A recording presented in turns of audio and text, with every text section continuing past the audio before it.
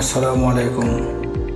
আজকের আবহাওয়া সংবাদে আপনাদের জানাচ্ছি দেশের বর্তমান আবহাওয়ার সর্বশেষ পরিস্থিতি। দেশ জুড়ে জুনের শুরুতেই দেখা দিয়েছে তীব্র ভ্যাপসা গরম। রাজধানী ঢাকা সহ দেশের প্রায় 40টি জেলার উপর দিয়ে বয়ে যাচ্ছে বর্তমান মৃদু থেকে মাঝারি তাপপ্রবাহ। এতে জনজীবন চরম দুর্ভোগে পড়েছে এবং হিট স্ট্রোকের ঝুঁকি বৃদ্ধি পেয়েছে। বিশেষ করে রাজশাহী, রংপুর, কুড়িগ্রাম, সিলেট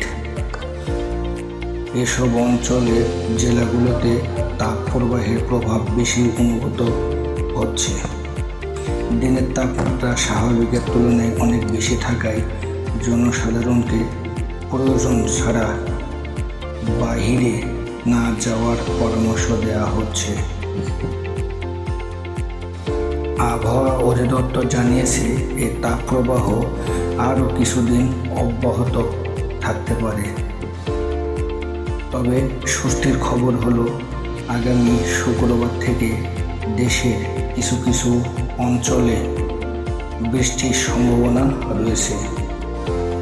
বৃষ্টি হলে ধীরে ধীরে তাপমাত্রা কমে আসবে এবং জনজীবনে স্বস্তি ফিরবে বলে আশা করা হচ্ছে। সতর্কবার্তা: শিশু, বয়স্ক এবং অসুস্থ ব্যক্তিদের অতিরিক্ত গরমে বাইরে না যাওয়ার পরামর্শ দেওয়া হচ্ছে। পর্যাপ্ত পানি পান করতে হবে এবং ছায়াযুক্ত স্থানে থাকার নির্দেশ দেওয়া হয়েছে।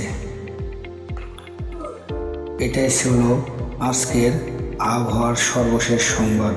সবাই ভালো থাকবেন, সুস্থ থাকবেন। ধন্যবাদ।